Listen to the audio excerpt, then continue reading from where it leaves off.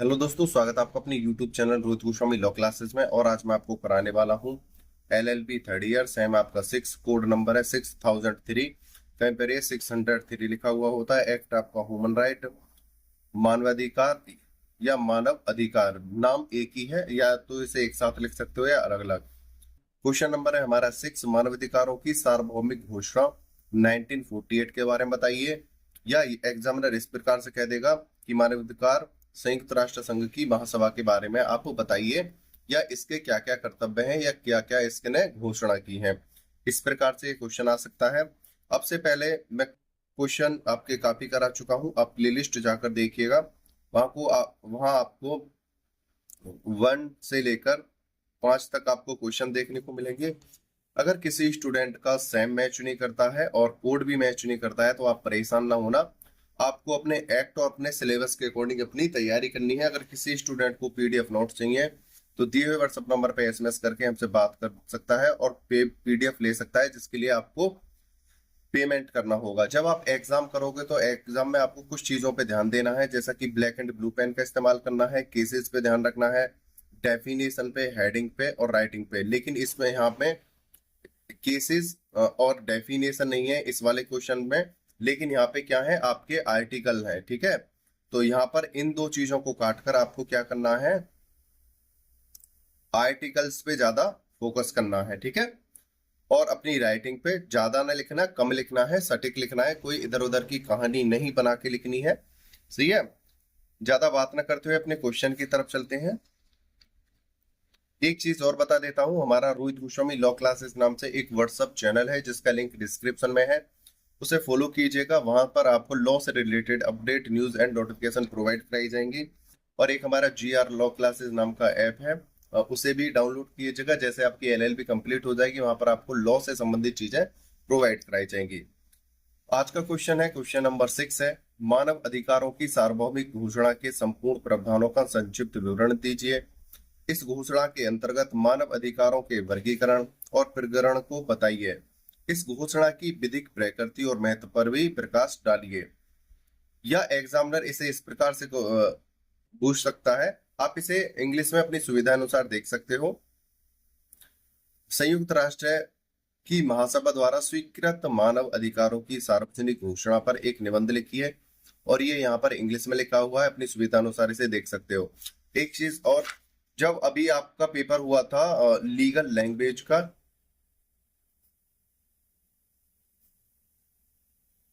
6002 का, ठीक है, जिसे हम कहते थे विधिक भाषा। विधिक भाषा जिन्होंने अच्छे से देखा होगा, जो मैंने पीडीएफ कराए, पीडीएफ नोट्स दिए थे और आपके वहां पर क्वेश्चन कराए थे, तो वहां पर आपको एक निबंध देखने को मिला था और आपने उसे देखा था मानवाधिकार। ये बिल्कुल सेम टू सेम वही है। ठीक है, अगर आपने इसे देखा होगा तो आपको ये अच्छे से समझ में आ जाएगा। ठीक है, अब चलते हैं। आंसर हमारा 6, मानव अधिकारों की सार्वभौमिक घोषणा 1948। 10 दिसंबर 1948 को मानवाधिकारों की सार्वभौमिक घोषणा को संयुक्त राष्ट्र संघ द्वारा अंगीकृत अंगीकृत होता है, निर्माण करना, बनाना एवं घोषित किया गया। ठीक है, उसको निर्माण करके, अंगीकृत मतलब उसको पिरोकर, जो जो वहां पर घोषणा में कही गई थी बातें, और घोषित कर दिया मतलब उसे लागू करने के लिए घोषणा कर दी। घोषणा का उद्देश्य क्या था? घोषणा का उद्देश्य, घोषणा में दिए गए मानव अधिकारों का उद्देश्य समस्त जनता एवं समस्त राष्ट्रों के लिए समान मानक को प्राप्त करना है। यहाँ पर कहने का मतलब है, जितने भी मानव हैं वो किसी भी देश के हो, किसी जाति से, धर्म से, लिंग से हो, उन सभी के लिए समान कानून होगा। अभी तक हम देखते थे कि एक देश के अंदर जो व्यवस्था है वो समान होंगी। अब हम देख रहे हैं संपूर्ण विश्व की, संपूर्ण विश्व के लिए। ठीक है, ये जो यहाँ पर घोषणा है, रूल है, ये क्या है, सभी मानव जाति के लिए है। आगे चलते हैं।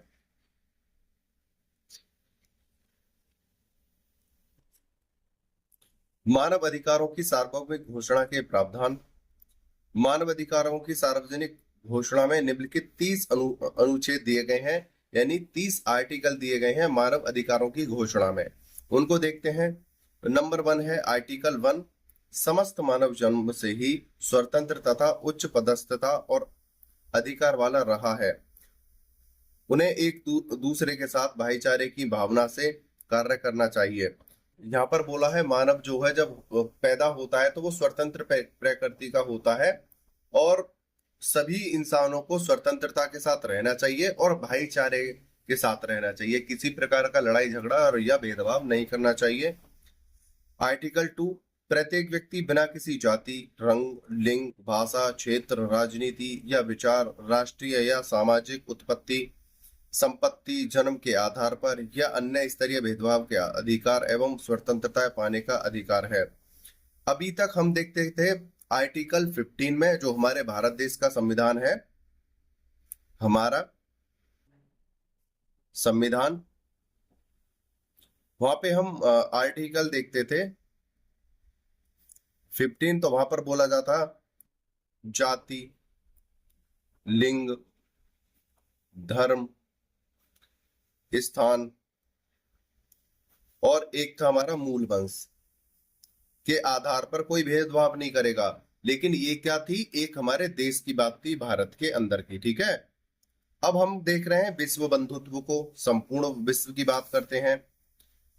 देखो, जाति, रंग, लिंग, भाषा, क्षेत्र, ये तो हो गए 5 पॉइंट। अब यहाँ पे राजनीति या विचार, राष्ट्रीय या सामाजिक उत्पत्ति, संपत्ति, जन्म के आधार पर या अन्य स्तरीय भेदभाव के अधिकार एवं स्वतंत्रता पाने का हकदार है।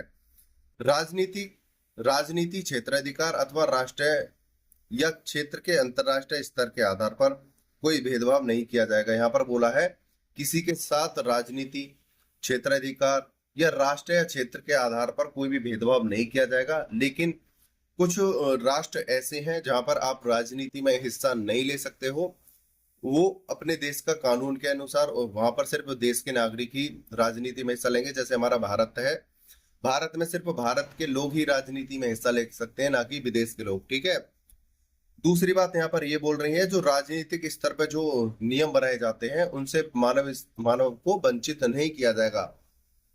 आप राजनीति में भाग नहीं ले सकते हो, लेकिन राजनीति के आधार पर अगर 2 पार्टियों में मतभेद है या किसी और कारण से, वो किसी और मानव के प्रति घृणा नहीं करेंगे। ठीक है, आगे चलते हैं। आर्टिकल 3, प्रत्येक व्यक्ति को जीवन का अधिकार है, स्वतंत्रता, अभिव्यक्ति की सुरक्षा का अधिकार प्राप्त है। देखो, सिंपल है, इसको समझाने के लिए, एक्सप्लेन करने के लिए कोई ज्यादा वैसी बात नहीं है। आगे चलते हैं। आर्टिकल 4, कोई भी व्यक्ति दासत्व एवं बंधुत्व की दशा में नहीं रखा जाएगा। पहले क्या था, हमारे यहाँ पर दास प्रथा थी। संपूर्ण विश्व में इसी प्रकार की प्रथाएं चली थी। दासत्व प्रथा कि एक बार व्यक्ति को खरीद लो और उसे अपने पास रखो, या किसी व्यक्ति को तनख्वाह दे दो, थोड़ी सी कम पैसे दे दो, और उसे क्या है अपने यहाँ पर महीने, 2 महीने, 4 महीने तक रखो, या जब तक उनका मालिक का मन कर रहा है उसे अपने घर पे रखो। तो इस प्रकार की जो व्यवस्था थी, दास प्रथा, बंधुआ मजदूरी, उसको क्या है समाप्त किया गया है। तथा दासों के किसी भी प्रकार के व्यापार को प्रतिबंधित माना जाएगा। अगर कोई व्यक्ति दास प्रथा का व्यापार करता है, यानी व्यक्तियों को पशु की तरह बेचता है, खरीदता है और उन्हें एक जगह पर ही जानवरों की तरह रखता है, तो वो क्या है, उन सभी के को प्रतिबंध किया जाएगा, रोका जाएगा। आर्टिकल 5, किसी भी व्यक्ति के साथ उत्पीड़न या निर्दयता का अमानवीय व्यवहार या दंड नहीं दिया जाएगा। जैसे अगर कोई व्यक्ति विधि का उल्लंघन करता है तो हम उसे जेल भेजते हैं, उसे दंडित करते हैं जुर्माने से भी। ठीक है, लेकिन यहाँ पर बोला है अगर किसी व्यक्ति ने अपराध किया है, चाहे वो कारावास का दंडनीय हो, चाहे मृत्यु दंड का अधिकार का दंडनीय हो, उसके साथ अमानवीय व्यवहार नहीं किया जाएगा, उत्पीड़न नहीं किया जाएगा। जैसे किसी व्यक्ति को टॉर्चर करना, उसके नाखून काटना, उंगलियां काटना, दीवार में जिंदा चिनवा देना, उबलते हुए पानी में डाल देना, इस प्रकार की यातनाएं नहीं दी जाएंगी। उसे आप मृत्यु दंड देना चाहते हो तो सीधा सीधा मृत्यु दंड दे दो, आजीवन कारावास देना चाहते हो आजीवन कारावास दे दो, कठोर दंड देना चाहते हो तो कठोर दंड दो, सादा देना चाहे तो सादा दो। लेकिन ऐसा ना हो कि मानवता को वो शर्मसार करता हो। जैसा कि आप फिल्मों में देखते होगे, अपने हिस्ट्री में आपने देखा होगा, जो एक बहुत ही अमानवीय प्रकार से लोगों को दंडित किया जाता था। इस प्रकार की यातनाएं नहीं दी जाएंगी, उन पर क्या है, प्रतिबंध है। आगे चलते हैं। आर्टिकल 6, प्रत्येक व्यक्ति विधि के समक्ष व्यक्ति के रूप में सभी जगह मान्य ठहराए जाने का अधिकारी होगा। यहाँ पर बोला है सभी व्यक्तियों को, किसी भी व्यक्ति को, यहाँ पर बोला है किसी भी व्यक्ति को कहीं पर भी उसे मानवता के व्यवहार के प्रतिकूल उसे क्या है गलत नहीं ठहराया जाएगा, और उसे सब जगह क्या है समान अधिकार दिए जाएंगे। समान अधिकार का मतलब ये नहीं है कि जो जिस देश का एक अलग स्पेशल संविधान है उसमें उसे हिस्सा दे दिया जाएगा उस विधि के अनुसार, नहीं। कहने का मतलब ये है जैसे एक देश का व्यक्ति दूसरे देश में भ्रमण करने जा रहा है तो उसे जितने भी मानव के जो अधिकार होते हैं वो प्रदान किए जाए, ठीक है। राजनीति में या देश की आंतरिक व्यवस्था के अधिकार नहीं। अब वो कहने लगे ना जी हम तो आपके यहाँ पे चुनाव लड़ेंगे, नहीं। जो मानवता के अधिकार होते हैं वो सभी उसे प्रदान किए जाएंगे, ठीक है। खाने का, पीने का, चिकित्सा सुविधा, संरक्षण, घूमने का, ये सभी उसे अधिकार प्रदान किए जाएंगे, व्यापार करने का, ठीक है। आगे चलते हैं। आर्टिकल 7, सभी व्यक्ति विधि के समक्ष समान है तथा बिना किसी भेदभाव के विधि का समान संरक्षण पाने के अधिकारी हैं। जैसा कि अभी मैंने बताया है, देश का नागरिक हो या विदेशी नागरिक हो, चाहे शत्रु देश का ही नागरिक हमारे देश में क्यों ना हो, या हम शत्रु देश में ही क्यों ना हम जाएं कोई नागरिक, तो वहां पर क्या है सुरक्षा समान रूप से दी जाएगी, ठीक है। वहां पर किसी भी प्रकार का ना तो हम भेदभाव करेंगे, ना ही कोई अन्य देश का व्यक्ति भेदभाव करेगा कि ये हमारे देश में आया है तो हम इसे सुरक्षा ना दें। ये क्या है, ये सभी मानव जाति का कर्तव्य है। प्रत्येक व्यक्ति इस घोषणा के उल्लंघन में किसी भी भेदभाव के विरुद्ध समान संरक्षण पाने का हकदार है। और दूसरी बात, सभी व्यक्ति समान संरक्षण पाने के अधिकारी हैं। आर्टिकल 8, संविधान अथवा उपविधि द्वारा प्रदत्त मौलिक अधिकारों के उल्लंघन के लिए सक्षम राष्ट्रीय अधिकारण में प्रभावी उपाचार पाने का प्रत्येक व्यक्ति को अधिकार होगा। जितने भी मौलिक अधिकार होते हैं अंतरराष्ट्रीय लेवल पर राष्ट्र, तो उनको पाने का वो व्यक्ति क्या है अधिकारी होगा। आर्टिकल 9, कोई भी व्यक्ति मनमाने ढंग से गिरफ्तार या निरुद्ध नहीं किया जाएगा। अब ये नहीं है कि कोई व्यक्ति किसी देश में घूमने गया या हमारे देश में कोई व्यक्ति घूमने आया या किसी से कोई गलती हुई है तो उसे मनमाने ढंग से गिरफ्तार नहीं किया जाएगा, ना ही उसे उत्पीड़न किया जाएगा। उसे एक प्रक्रिया के तहत गिरफ्तार किया जाएगा नोटिस के द्वारा, या उसे बताया जाएगा आपको क्यों गिरफ्तार किया जा रहा है, ठीक है। आर्टिकल 10, आपराधिक और आरोप से संबंधित किसी मामले में अधिकारों और दायित्वों के निर्धारण में प्रत्येक व्यक्ति स्वतंत्र एवं निष्पक्ष अधिकरण के समक्ष निष्पक्ष एवं लोक सुनवाई का अधिकारी होगा। अगर किसी व्यक्ति के ऊपर किसी प्रकार का आरोप लगाया गया है तो व्यक्ति अपनी बात क्या है अधिकरण का मतलब होता है न्यायालय में अपने मत व्यक्त कर सकता है, अपने पक्ष रख सकता है, ठीक है। उसे उस प्रकार का क्या है अधिकार है। आर्टिकल 11, प्रत्येक व्यक्ति जिस पर किसी अपराध को करने का आरोप है उस समय तक निर्दोष समझा जाएगा जब तक कि वह विधि के अधीन विचारण एवं बचाव का अवसर देने के बाद दोषी सिद्ध न हो जाए। यहाँ पर बोला है आर्टिकल 11 में, अगर किसी व्यक्ति के ऊपर किसी प्रकार का आरोप लगाया गया है और वो व्यक्ति जेल में है या जेल के बाहर है, हम उसे तब तक दंडित नहीं कर सकते हैं या तब तक उसके ऊपर वो आरोप नहीं थोप सकते हैं जिसके लिए उसे जेल में भेजा गया है या उसके ऊपर केस डाला गया है, जब तक उसे क्या है साबित ना कर दिया जाए। मुजरिम और मुलजिम में बहुत अंतर होता है, ठीक है। मुलजिम वह होता है जिसके ऊपर आरोप लगाया गया है लेकिन वो साबित नहीं हुआ है। मुजरिम वो होता है जिसके ऊपर आरोप लगाया गया था वो साबित हो गया है, ठीक है। तो मुलजिम और मुजरिम में बहुत अंतर होता है। इसी प्रकार से यहाँ बोला है उस समय तक निर्दोष समझा जाएगा जब तक कि वह विधि के अधीन विचारण एवं बचाव का अवसर देने के बाद दोषी सिद्ध ना हो जाए। मतलब हम पढ़ते हैं कि दोनों पक्षों को सुना जाता है, उसी प्रकार से जिस व्यक्ति को मुलजिम बनाया जा रहा है, आरोपी बनाया जा रहा है, उसको सुनने के बाद उसने अपने मत व्यक्त करे, सबूत दिए, उसके बाद पता चला कि नहीं भाई ये तो वास्तव में ही दोषी है, तब ही उसको क्या है दोषी साबित किया जाएगा, नहीं तो तब तक उसे क्या है निर्दोष साबित माना जाएगा। आगे चलते हैं। आर्टिकल 12, किसी भी व्यक्ति की एकांतता, परिवार, घर, पत्राचार में हस्तक्षेप या सम्मान भी प्रतिष्ठा पर हमला नहीं किया जाएगा।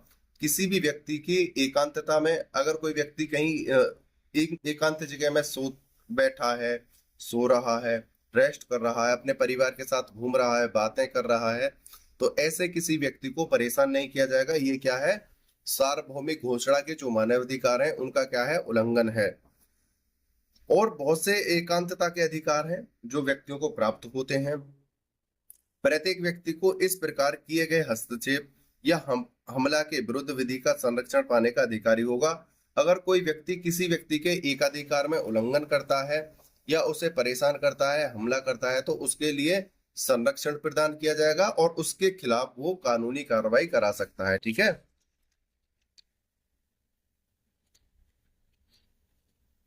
आगे देखते हैं आर्टिकल 13।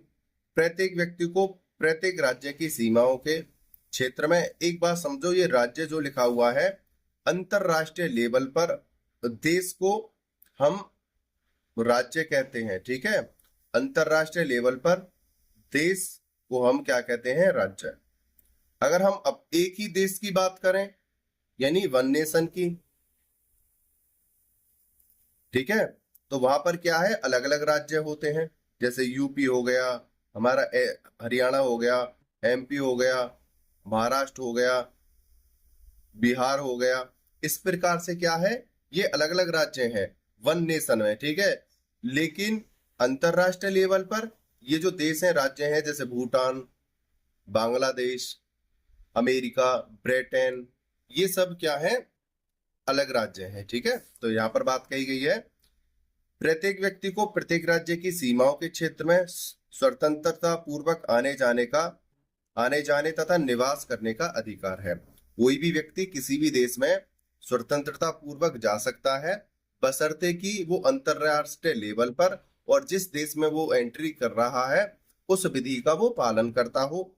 प्रत्येक व्यक्ति को अपना देश छोड़ने तथा अपने देश में वापस आने का अधिकार होगा। अब यहाँ पर यह भी बोला है, अगर एक व्यक्ति एक देश को छोड़कर दूसरे देश में रहता है, व्यापार करता है कुछ समय, लंबे समय के लिए, अगर वो वापस आना चाहता है अपने देश में, तो वो स्वतंत्र है, वो अपने देश वापस आ भी सकता है और वो पुनः वापस जा भी सकता है। ठीक है। तो इस प्रकार की क्या है? स्वतंत्रताएं हैं। जिस प्रकार से हम अपने देश में एक राज्य से दूसरे राज्य में कहीं भी जाकर बस सकते हैं, रह सकते हैं, व्यापार कर सकते हैं, उसी प्रकार से अंतरराष्ट्रीय लेवल पर, लेकिन वो क्या है? उस देश की विधि का पालन करता हो। आगे चलते हैं। आर्टिकल 14 है, प्रत्येक व्यक्ति को दूसरे देश में अभियोजन से प्रत्यर्पण का अधिकार होगा। आर्टिकल 15, प्रत्येक व्यक्ति को अपनी राष्ट्रीयता का अधिकार है। कोई भी व्यक्ति उसकी राष्ट्रीयता से न तो वंचित किया जाएगा, न ही राष्ट्रीयता परिवर्तन से इनकार किया जाएगा। अगर कोई व्यक्ति एक देश से दूसरे देश में जाता है और अपनी राष्ट्रीयता के छोड़कर किसी अन्य देश की नागरिकता लेना चाहता है, तो वो स्वतंत्र है, ले सकता है। और अगर वो किसी अन्य देश का व्यक्ति है, हमारे देश में आना चाहता है, हमारे देश की नागरिकता लेना चाहता है, तो वो स्वतंत्र है, लेकिन वो उन मानकों को पूरा करता हो, उन विधि का पालन करता हो जो राष्ट्र ने लगाई है। ठीक है। आगे चलते हैं। आर्टिकल 16 है, पूर्ण आयु रखने वाले पुरुष एवं स्त्री जाति, राष्ट्रता, धर्म आदि की सीमाओं के बिना विवाह करने, अपने परिवार बनाने के अधिकारी होंगे। कोई भी व्यक्ति किसी भी देश के व्यक्ति से स्वतंत्रता पूर्वक विवाह कर सकता है, परिवार बना सकता है, उसके साथ रह सकता है। उन्हें विवाह काल में एवं तलाक के समान अधिकार प्राप्त होंगे। विवाह करने का, विवाह काल का, तलाक का उन्हें समान अधिकार प्राप्त होंगे। परिवार समाज का प्राकृतिक एवं मौलिक समूह है तथा समाज और राज्य द्वारा उसे सुरक्षित किया जाएगा। कोई भी व्यक्ति किसी भी धर्म, जाति, लिंग में शादी कर सकता है, कहीं भी आ जा सकता है। अब इसका एक अपवाद है, वर्तमान समय जो है हमारा 2025, अब भारत और पाकिस्तान का जो आवागमन है वो क्या है? बंद कर दिया गया है। ये एक राजनीतिक फैक्ट है। तो ये क्या है? एक अपवाद के तौर पर है।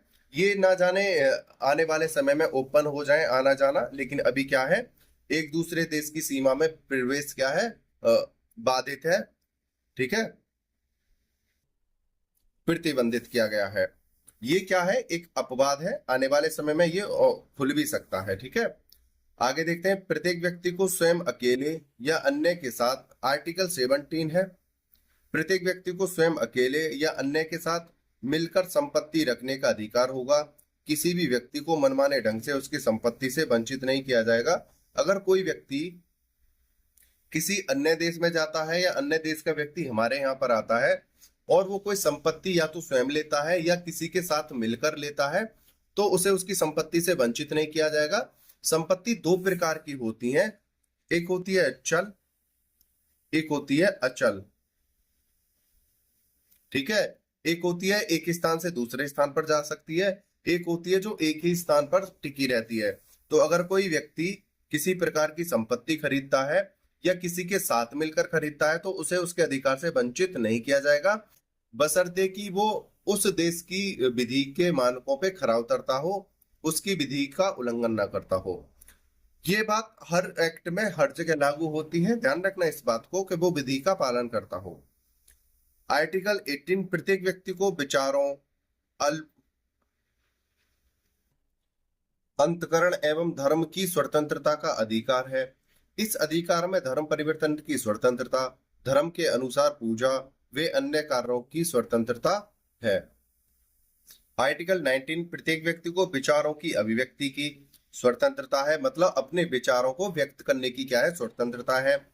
इसके अंतर्गत किसी भी मीडिया की सहायता के बिना हस्तक्षेप विचारों को व्यक्त करने या सूचना प्राप्त करने का अधिकार शामिल है। आर्टिकल 20, प्रत्येक व्यक्ति को शांतिपूर्ण ढंग से संघ या संस्था बनाने का अधिकार है। जैसे कि 10, 20, 50, 100, 200, 1000, 2000, 50,000, लाख, जितने भी व्यक्ति हो वो मिलकर क्या है, एक ग्रुप चला सकते हैं, संस्था बना सकते हैं। उन्हें क्या है, पूर्ण स्वतंत्रता होती है।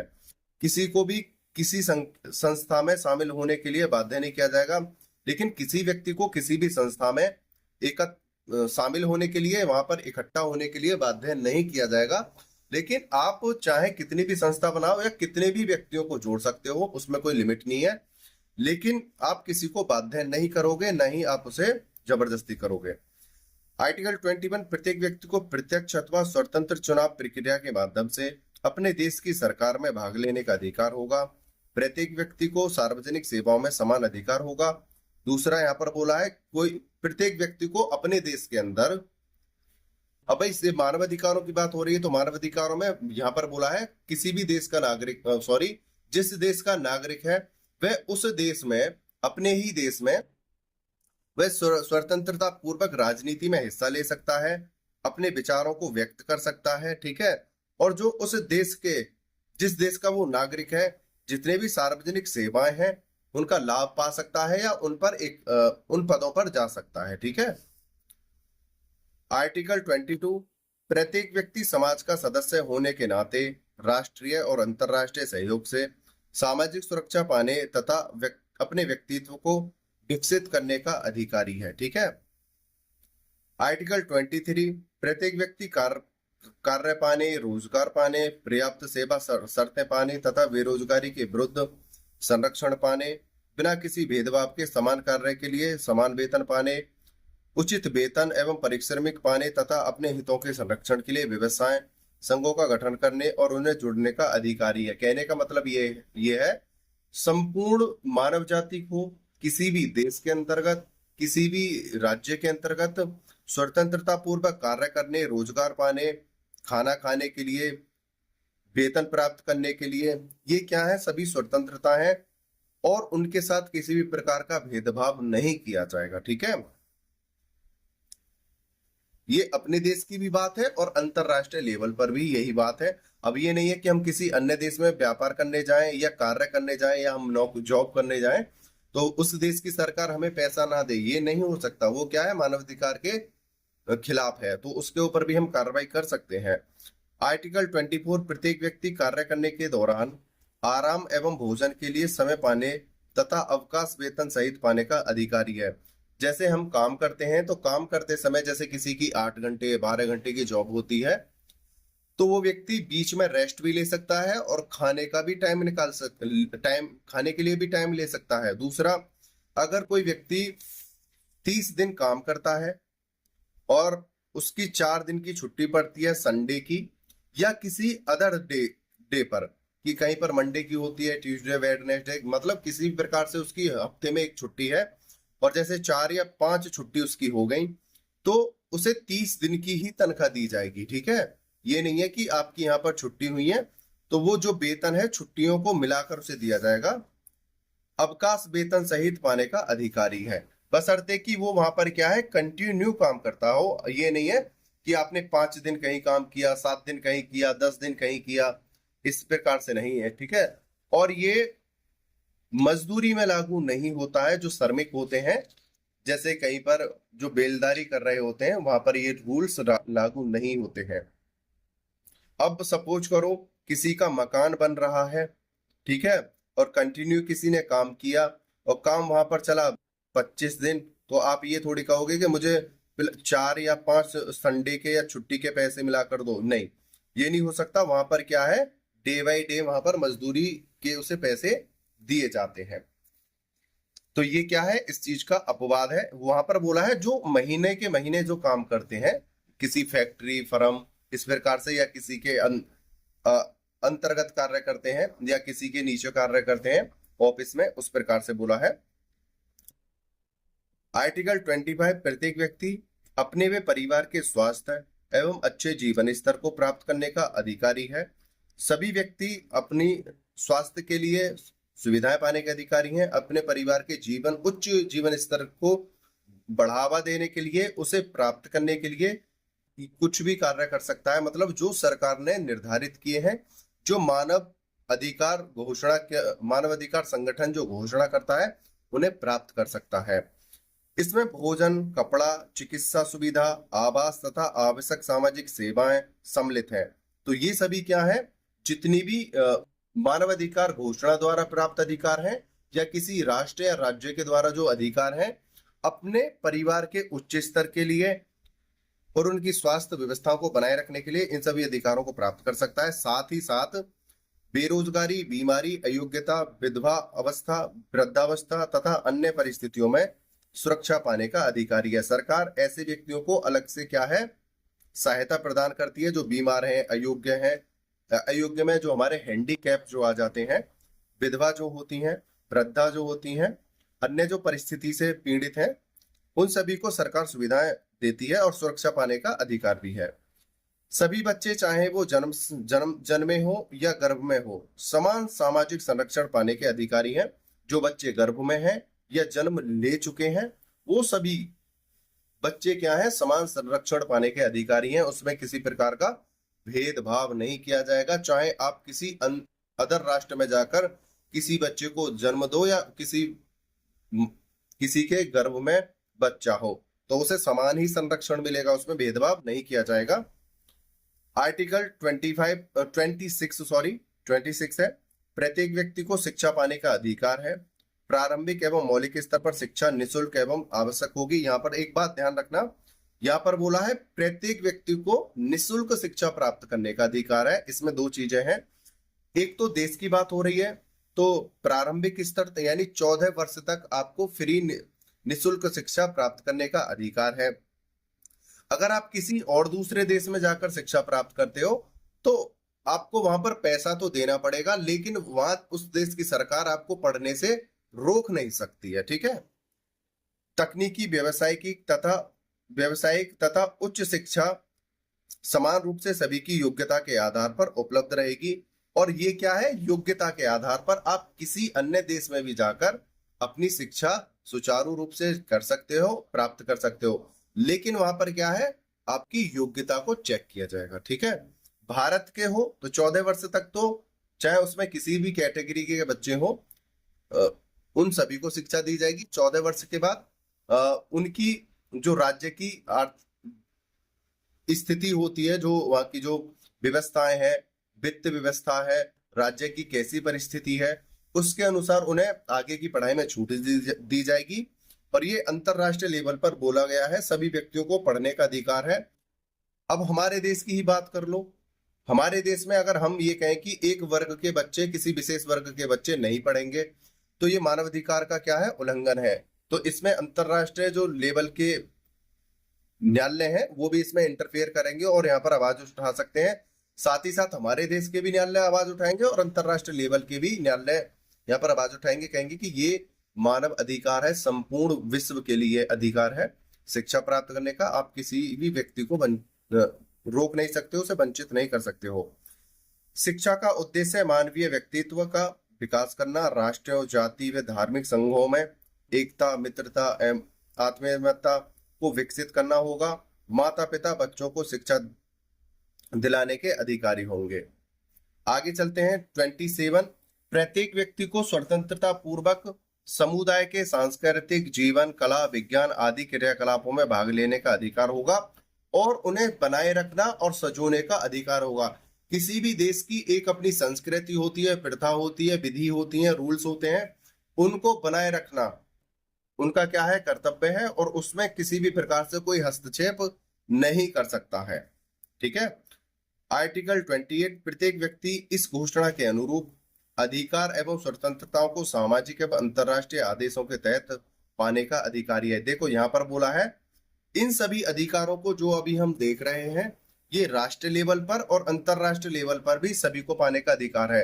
अब ये नहीं है हम भारतवासी हैं, हम अगर किसी अन्य राष्ट्र में जाएं और उसी समय हमारी दीपावली, होली या ईद का समय आ जाए तो हम ये नहीं कहेंगे कि उस देश के व्यक्ति हमें दीपावली, होली या ईद मनाने से इनकार करते हो या रोकते हो। नहीं, ऐसा कोई नहीं करेगा। आप किसी अन्य देश में हो तो अपनी स्वतंत्रता अनुसार अपने फेस्टिवल को, अपने त्योहारों को अच्छे से मना सकते हो। ये क्या है, मानव अधिकार है हमारे।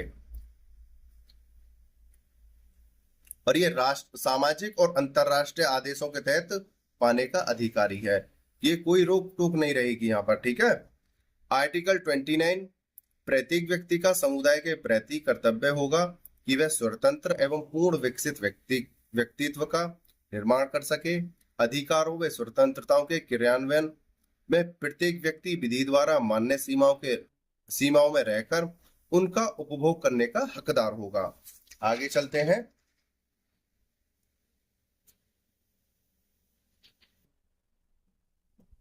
आर्टिकल 30 है। इस घोषणा में कोई भी बात किसी राज्य, व्यक्तियों के समूह को किसी के अधिकारों व स्वतंत्रताओं को क्षति पहुंचाने हेतु कोई कार्य करने के लिए अधिकृत नहीं करती है। यहाँ पर बोला है ये जितने भी हमारे अधिकार हैं ये ना तो किसी की स्वतंत्रता को, न किसी के अधिकारों को, न किसी समूह को किसी भी प्रकार से क्षति पहुंचाने के लिए या उन्हें संकुचित करने के अधिकार नहीं है। ये क्या है, स्वतंत्रता देने के अधिकार है, ना कि अधिकृत। ठीक है, मतलब उन्हें संकुचित करने के। आगे चलते हैं। सार्वभौमिक घोषणा में मानव अधिकारों का वर्गीकरण और प्रगणन। मानव अधिकार की सार्वभौमिक घोषणा द्वारा दिए गए 30 अनुच्छेदों में यानी 30 आर्टिकल्स में दिए गए अधिकारों से वंचित होता है कि इस घोषणा का यहाँ पर ये विदित करना, सॉरी बाय मिस्टेक हो गया है। आर्टिकल 30 जो हमारे दिए गए हैं, 30 जो हमारे अनुच्छेद हैं, 30 अनुच्छेदों में दिए गए अधिकारों से विदित होता है, मतलब हमें ऐसा दिखता है, महसूस होता है या ऐसा किया गया है कि इस घोषणा का विस्तार न केवल व्यक्ति तक ही सीमित है बल्कि ये सामाजिक और आर्थिक क्षेत्र का विस्तृत है। यहाँ पर का की जगह तक कर लेना है ना, तक विस्तृत है। मानव अधिकारों की सार्वभौमिक घोषणा एक और नैतिक आदर्शवाद से समृद्ध है तो दूसरी ओर इसका संबंध राजनीतिक यथार्थवाद से भी है।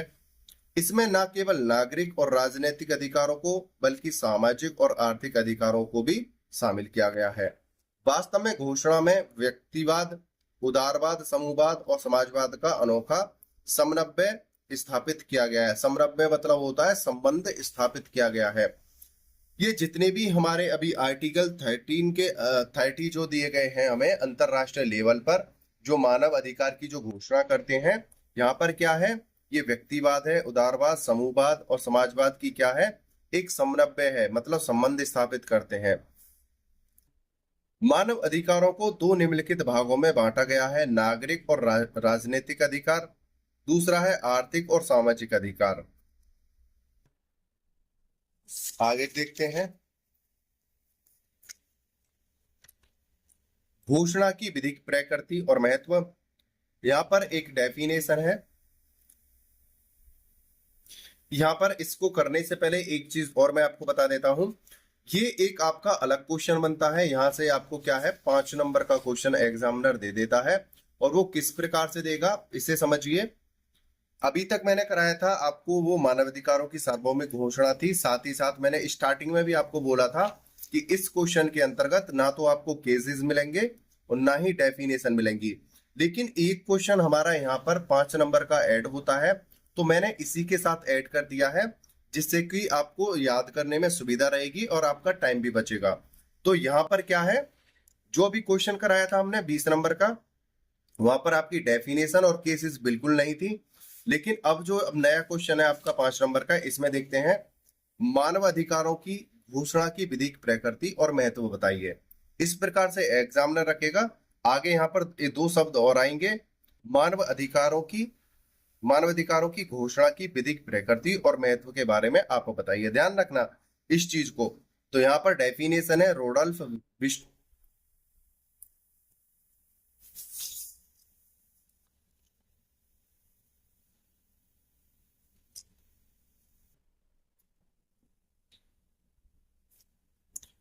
विस्ट्रिकी के अनुसार मानव अधिकारों की सार्वभौमिक घोषणा अपनी उत्पत्ति और अंतर्वस्तु की दृष्टि से नवीनता के लिए हुए अंतरराष्ट्रीय विधि का एक ऐसा दस्तावेज है जो संप्रभु राज्यों की सामान्य इच्छा को व्यक्त करता है। ये क्या है, डेफिनेशन है। आगे देखते हैं। श्रीमती रोजवेल्ट के मतानुसार यह संपूर्ण मानवता का अंतरराष्ट्रीय मैग्ना कार्टा बन जाता है। इन्होंने इस घोषणा की तुलना फ्रांसीसी मानवाधिकार की घोषणा और अमेरिकी स्वतंत्रता की घोषणा से की है। अब हम इस चीज को देखते हैं।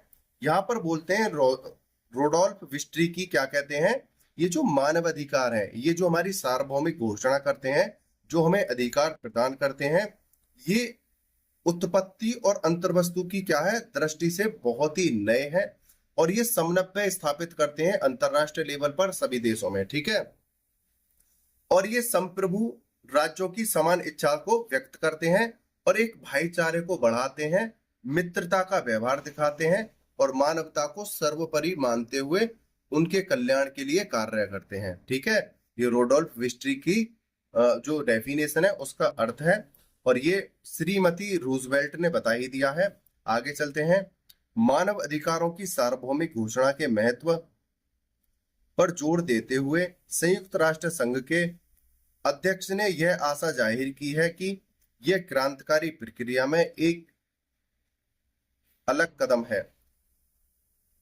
अब यहां पर क्या बोला है, ये जो मानवाधिकार जो दिए संपूर्ण विश्व को दिए गए हैं, संपूर्ण मानव जाति को जो दिए गए हैं, ये संयुक्त राष्ट्र संघ के अध्यक्ष बोलते हैं कि ये क्रांतिकारी कदम है, ये मानव जाति की उन्नति के लिए बहुत ही अच्छे हैं। मानव समुदाय को एकत्रित करने के लिए, बंधुत्व की भाईचारा को बढ़ाने के लिए, व्यापार करने के लिए, उनकी विकास और उन्नति के लिए क्या है, एक महत्वपूर्ण कदम है और एक महत्वपूर्ण पहल है। इन मानवाधिकार की जो घोषणा की गई है, इसके आधार पर संपूर्ण विश्व के जितनी भी मानव जाति है वो सुख का अनुभव करेगी और मित्रता के आधार पर एक नई उन्नति प्राप्त करेगी। ये कौन बोलते हैं, संयुक्त राष्ट्र संघ के अध्यक्ष कहते हैं। ठीक है। ये जो क्वेश्चन था आपने लीगल लैंग्वेज में मानव अधिकार में भी पढ़ा था और ये क्वेश्चन आप ह्यूमन राइट में भी पढ़ रहे हैं। एक आपने वीडियो को अंत तक देखा है, मुझे अच्छे से सुना है, उसके लिए धन्यवाद। टेक केयर, बाय बाय, जय हिंद, जय भारत।